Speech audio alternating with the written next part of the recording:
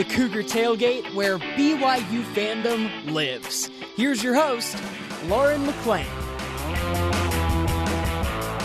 What is up, everyone? It's good to be back with you after the Easter weekend. And I don't know about you, but it officially feels like spring. The sun, the blue skies, the breeze, the smell in the air, and of course, among other sports, baseball. As America's favorite pastime, baseball has a rich history in our country, and one we're going to dive into in the next few shows.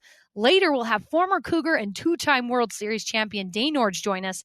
But first, I want to bring on the man whose love for baseball flows like an endless river, Jason Shepard. Shep, how are you, my friend? I am doing great, and that is a great way to describe my love for the baseball. Is that not the perfect description of what your heart feels for that sport? I do love baseball. There's something like I don't want to be overly dramatic about it, but there's something very romantic about the game of baseball, and like it takes me back to my childhood. It's the sport more than any other sport that still embraces its history and like holds that history tight. Like more than any other sport, it's the one that you still talk about, games from the 50s and the 60s or even further back. There's just something about baseball that I have always loved since I was little. I totally agree with that. And there are so many draws to baseball and aspects that make it unique, like you just said. So in your opinion, of all those things, what is the best thing about baseball? I don't know. I mean, there's something, for me, it goes back to my childhood. And I think we're all a product of how we were raised, what we were around during those formidable years. And, I grew up until I was 13, we lived in the Kansas City area. So I grew up going to baseball games. My parents were divorced, so we lived up in Independence, just a suburb of Kansas City. I'm sure people don't need to be told where Independence is. But so we went to Royals games all the time when I was growing up. My dad actually lived closer towards St. Louis. So when I was with my dad, we would go to St. Louis Cardinals games. So I grew up going to both Royals and Cardinals games when I was younger. So I had baseball around me all the time. In fact, it was my very first sport. Like the Kansas City Royals were my very first team. And ever since then, because I had that in my childhood, it's just something that has followed me. And I keep those memories of going to the game and, watching Bo Jackson in the outfield with the Royals or seeing Ozzie Smith, the shortstop of the St. Louis Cardinals. For some reason, it's just that sport more than any other sport I reminisce about more than anything else. I just can't put my finger on it, but there's just something that just kind of takes you back. It's Americana. We hear that all the time, but I buy into it 100%. What's crazy about you loving those two teams is we're going to interview Dane Iorg a little bit later, who actually won the World Series with both of your favorite teams, Shep. He actually had the game-winning – it really is, the game-winning walk-off home run in Game 6 for the Kansas City Royals. Don't know if you remember that. I do remember that. So that's going to be super fun to – well, way to go, Shep. That's going to be really fun to talk to him. And so, yes, I know you're a diehard St. Louis fan.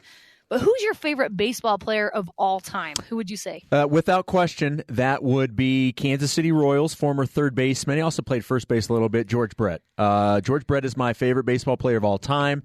Little quick story about that. My uncle, who also lived back in Kansas City, he worked at a downtown hotel. And for a long, long time before George Brett was married, he would just live in a hotel. Didn't have a house. He would just live in a hotel. And so the hotel that he lived in was the one that my uncle worked at. And so every morning, George Brett would come downstairs and have breakfast, in the little, the lobby area and the breakfast area. And my uncle was able to work out one day where I could go and meet George Brett while he was having his breakfast. So that interaction, plus going to Royals games as a kid and the Royals being my very first favorite team, like it's always been George Brett as my favorite. My second favorite, it will not surprise you, that I go to the Cardinals, and it's a kind of a toss-up between either Ozzie Smith or Albert Pujols. Those are kind of like 2 and 2A for me.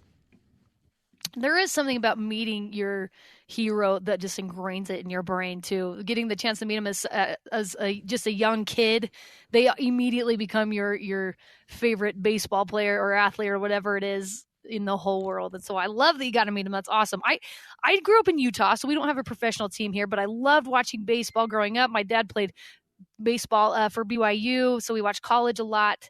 And my grandpa was a huge Braves fan, but I just love the rich history, like you mentioned at the beginning of baseball. So Jackie Robinson, I would say, is probably my favorite, just for what he did for the sport itself is absolutely incredible. And I think he's probably my favorite. I love Hank Aaron, who just passed away in January, held the home run record before Barry Bonds. What a great man. Two incredible guys, and did awesome things for the sport of baseball. So Shep, there's so many traditions, which I love, surrounding baseball too. So what is your favorite baseball tradition? Popcorn, hot dogs, what is it? What's your favorite tradition? Yeah, I think, look, obviously you have the, take me out to the ball game. That's cool. For some reason, the Sweet Caroline has turned into a thing. I still am not 100% sure how that pertains to sports, but yet we still do it. And everybody gets into it when you sing it. Mm-hmm. Look, I think that I'm a big fan of the unwritten rules of baseball. Like, you can't do this.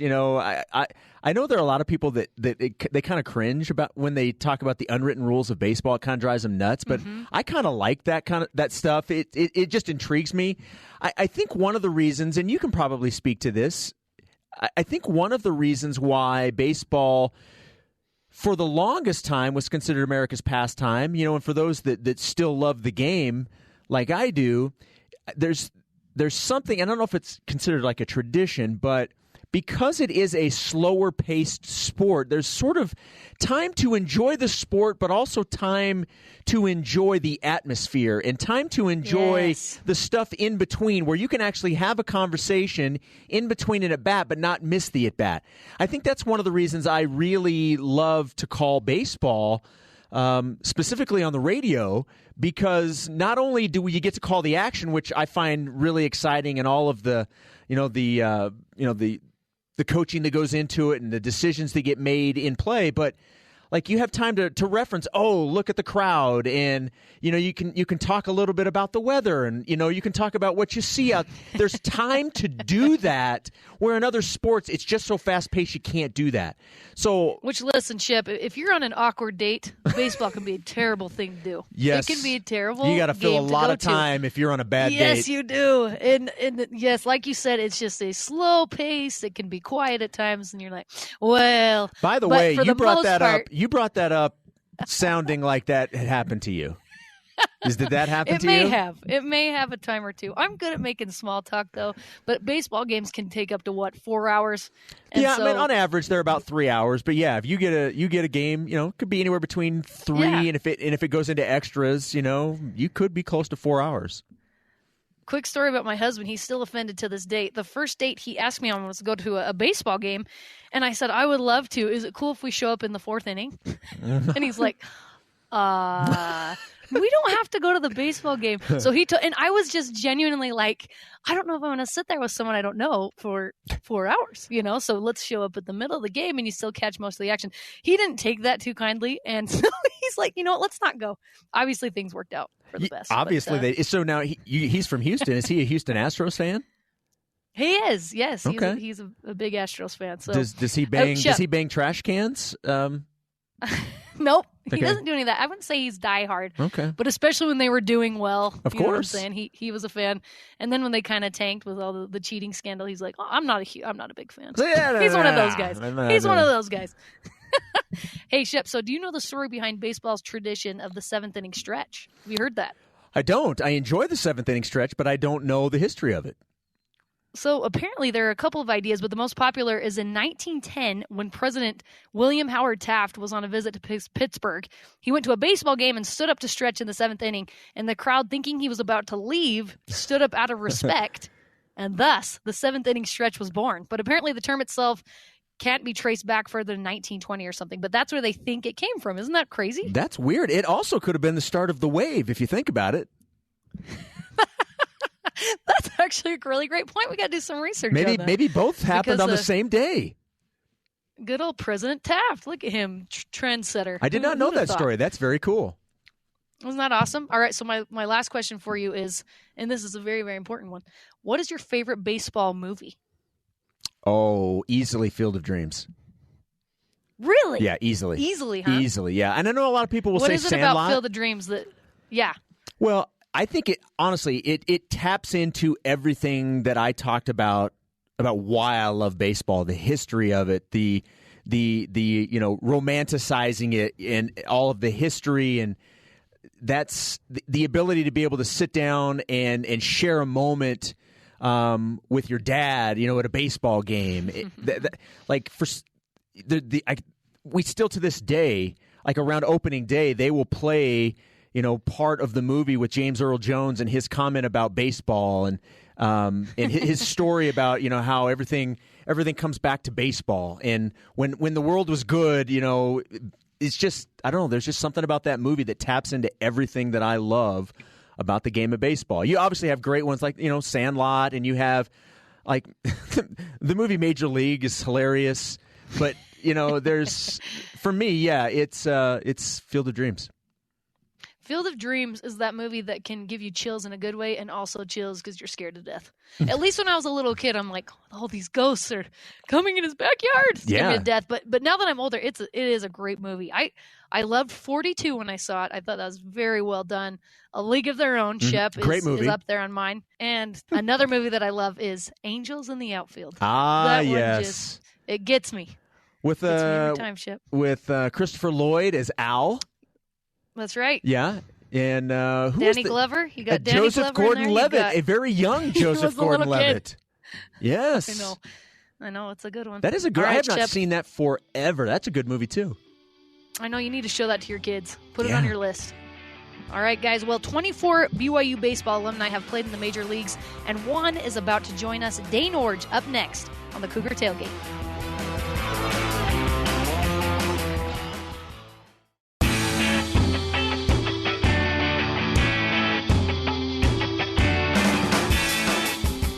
Welcome back to the Cougar Tailgate. I'm Lauren McLean. It's time to welcome on a two-time World Series champion, once with the St. Louis Cardinals in 1982 and again with the Kansas City Royals in 1985 when he had the game-winning hit in Game 6. He was in the league for 10 years and happens to be a good family friend, Dane Iorg. Dane, thank you so much for being here with me. You're welcome, Lauren. Glad to do it. So, Dane, before the majors, you played at BYU from 69 to 71. What do you remember most about your time playing at BYU? The best experience I ever had. I mean, I was telling somebody this the other day that the most fun I ever had playing baseball was at BYU with Coach Tuckett and all my teammates. It was a blast. In fact, if I could have played more years there, I would have done it. So what is the biggest difference between playing in college and then when you get into the major leagues? What's the biggest difference there? Well, in college, it's more fun. I mean, you're having a great time. You're around good people. Everybody's rooting for everyone. And the team comes first. But really, when you start playing professional baseball, you have to take care of yourself because it's all about, it's all about how well you do. It's right. It's stats. And so you have to make sure that you're doing well. You want the team to win, but really, Lauren, it's about you and making sure that you're successful. Well, yeah, it's a business, right? So when you're in college, you're out, like you said, there's that camaraderie, but then when you kind of put some money on the line, it becomes a business. Is that just kind of how you felt the difference was? Yeah, that's how I earned my living. And so you had to be successful. There's a lot more pressure. There's a lot more competition. But it's fun, but it's not as fun, if you know what I mean. Right. Well, you had two brothers who also played in the MLB, Lee and Garth. How were your parents able to produce three sons who made it into the majors? I think a lot of parents out there want to know that. Well, actually, my brother Lee didn't. He was signed by the New York Mets, and he went to AAA. He got one rung below so he got close. League. Yeah, but Garth and I played in the major leagues. I think really, Lauren, it was my dad's attitude. My dad just believed in us, and he always told us. And I think that was probably the most important aspect of us being able to play in the major leagues is that we had a dad that completely believed in us. And so no matter what we did, he was always positive. He was never negative. And so it was just, I just had that kind of a father, and we were always pretty good athletes. And so he was behind us 100%. We could do nothing wrong in his eyes. I love that. And I know a couple of your kids, so I know you've implemented a lot of those same things into your kids. They're awesome. And so you obviously did well for yourself, played for 4 different teams, won 2 World Series. What's your favorite memory from your 10 years in the league?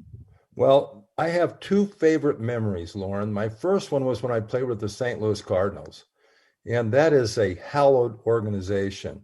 And I was traded from the Philadelphia Phillies to the St. Louis Cardinals, and that really opened up my opportunity to play in the major leagues. And when you play for the St. Louis Cardinals, I remember so many major league players from other teams used to tell me, boy, I wish I could play for the Cardinals. I had a great manager there, Whitey Herzog, who believed in me. I don't know where I would be without Whitey. As most people know in professional sports, you have to have somebody that believes in you and the management system of an organization. So playing for the St. Louis Cardinals was awesome. I'll always consider myself a Cardinal. But then, as you mentioned in the introduction, when I had that game-winning hit in the 6th game against my old teammate, the St. Louis Cardinals, in the bottom of the 9th, in the 6th game of the World Series, that's something that I will always remember. And that's definitely something that none of us small folk will ever get to experience. My dad was telling me a little about that, Dane, and he said after you hit that, you ran around the bases and your teammates gave you a bloody nose. Tell us that story.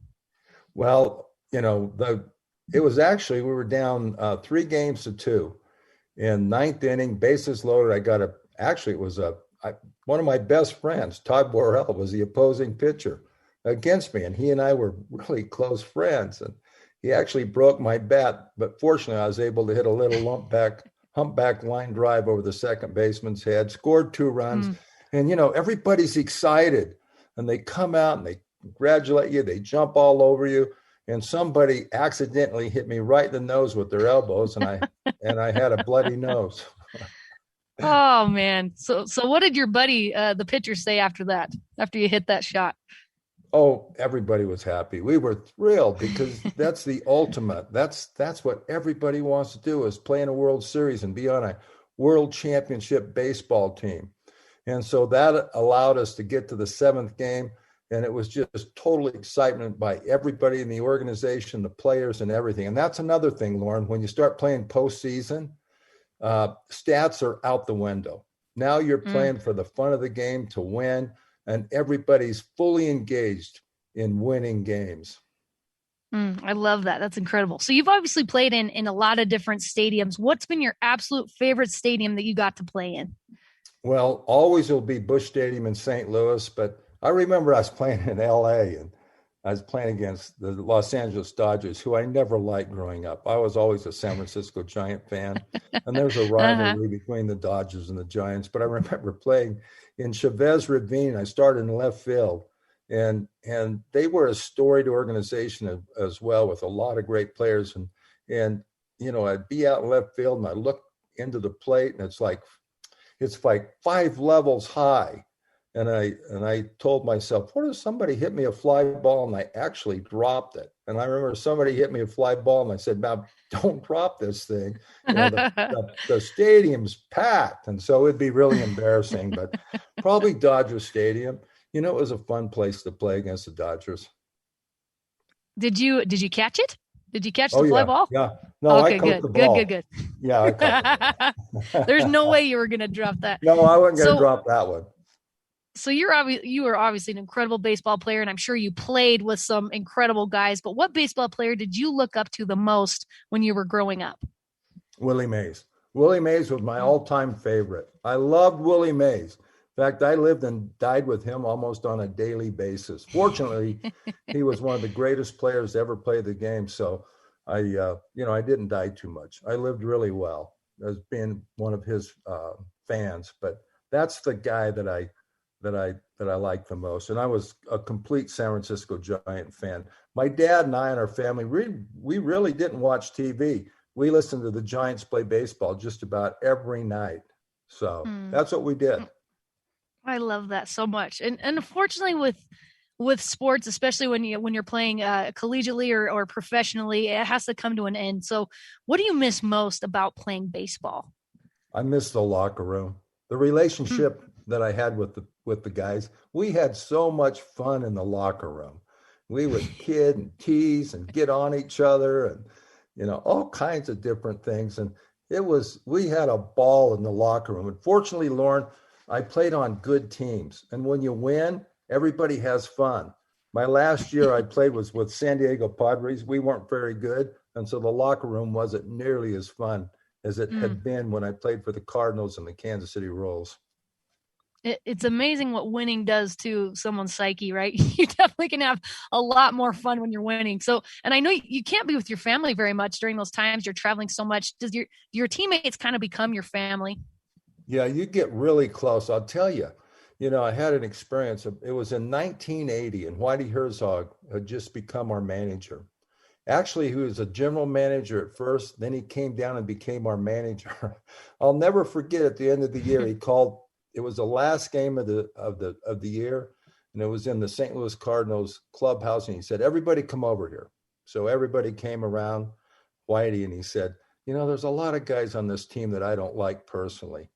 And he said, "When we're with each other for 7.5 to 8 months a year, I want to be around people that I like, that I enjoy." Mm-hmm. He said, "So everybody have their bags packed." He says, "I'm getting rid of as many guys as I can. I'm starting brand new."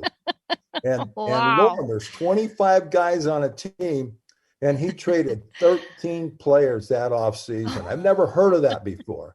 And so when I went to spring training the next year, fortunately, I wasn't one of the players that was traded. So I went to spring training next year, and I didn't know half my teammates. But we became really, really good when Whitey came, and he got the kind of players that liked to play, that were good citizens, and that that would play the game the way that Whitey wanted the game played. Luckily for you were one of those guys, and I love that. Just because he didn't like him, he's like, "You're out of here." So you're gone. I don't blame him. I don't like half of you guys. You're going to be gone. I love that. Hey, I think you learn so much from sports. And that's one of the reasons I love sports, is being on a team, and baseball is just so unique. What do you feel like you learned most from the sport of baseball? Well, one thing I learned was being able to get along with people. So many people, they get mad and upset at management or teammates or, co-workers or whatever. Get along with everybody. That's one thing that I learned. And then do your job as best you can, because the team depends on you. And so you have to be prepared every day to play hard, to, be as good as you can possibly be. And you have to be prepared, and you have to be able to get along with people, and especially management, to be able to incorporate the things that they're trying to do within an organization into the way that you personally do things. And with the game of baseball is how they want you to play baseball. Right. Oh, I love that. I really love that. I think that's something I definitely learned. You learn to, like you said, get along with people and so many different types of people. So I think that's awesome. That's what you learned. And there are so many guys now in college and otherwise trying to get into the league, but it's so hard to do, as you know. What's your greatest advice you have for these collegiate guys that are trying to make it into the pros? Well, my best advice would be plan on something else. Just in case, Lauren. And the other thing, we had black guys, we had Latinos, we had other players from all over the United States, everywhere. But I would say, plan on something else. Get prepared for something else, because it's really hard in sports. You have to have an opportunity. I was thinking the other day, about my teammate, Ozzie Smith, who played shortstop for the St. Louis Cardinals for 14 years. Or however long, I know it's at least 14 years. So if you're a young player and you're drafted as a shortstop for the St. Louis Cardinals, good luck. How are you going to get there? Ozzie Smith's going to be there for 14 years. So, sometimes circumstances prevent you from being, a major league player or whatever. And so, So you got to play hard, do the best you can. Hopefully another organization will see you, but plan for something else. That's what I think. I think that's really great advice. And honestly, probably with any sport trying to make it to the professional level, it's so rare to be able to do that. So I think that's really awesome advice. Dane, so for fans of yours that are out there listening and want to know what you're up to now, what are you doing, you and your family and your wife, Gay? Well, my wife and I, we live in Highland, Utah. I have a nutritional organization. I belong to a company called Synergy. That's what I do. But I don't, I'm 70 years old now, Lauren. So I've got really good health. I like to do other things. I like to golf. I like to fly fish. I like to do other things. And so I'm at that point in my life where I don't want to work all the time. I want to have freedom and do what I want to do and go where I want to go. So that's kind of where I'm at in life now. That's what we're all striving for, Dane. That sounds like a good life to me. I love it. Yeah, it's a good life, right. Lauren. Good. Dane Iorg's 2-time World Series champion. Dane, thank you so much for taking the time to be here with me today. Okay, Lauren, you have a good day anytime. Thank you. All right. Thanks, Dane. Okay. Bye. And that does it for us today. Thanks again to Dane Iorg and Jason Shepard for coming on the show with me. You can join the Cougar Tailgate virtually, of course, every Saturday at noon Mountain Time, or download, rate, and review our podcast on Apple, TuneIn, Stitcher, Spotify, or on BYUradio.org. Take me out to the ball game. This is Cougar Tailgate.